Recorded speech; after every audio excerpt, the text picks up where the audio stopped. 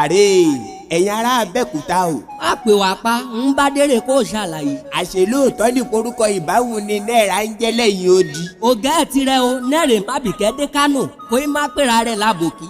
kó bá rí bá kẹ́ẹ̀pá máa ṣe sọ̀rọ̀ Katsina àti ṣúgà yìí ná ṣé kì í ṣe pé nǹkan rẹ̀ wà níbẹ̀ ṣá.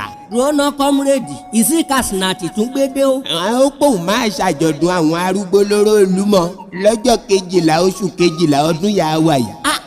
báre tirẹ̀ rí ara pọ̀ lọ́wọ́ rẹ̀ bìbà lóná sọ máa fáwọn kan wà toríjọ́ ìsá arúgbó kan ti gorí Olúmọ̀ gbẹ̀yìn. iye ìṣèbá mi alif wà nígbà yẹn ìdèdè wọn náà rè máa gbaṣọ ọ̀fẹ́. ṣúgà pé kò tán síbẹ̀ o yìí tóun towó tẹ lọ́ọ́ wa o parí bàkúrẹ́ rẹ pé ọkọ̀ tó ní í sanwó lọ́ọ́lé.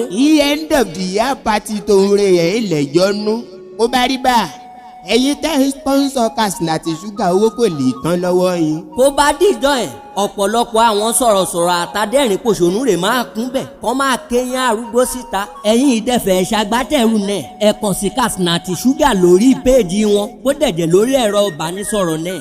ṣúgà o kí wà nú rẹ̀ bí ṣá ń yọ̀ arúgbó ra wálẹ̀ o.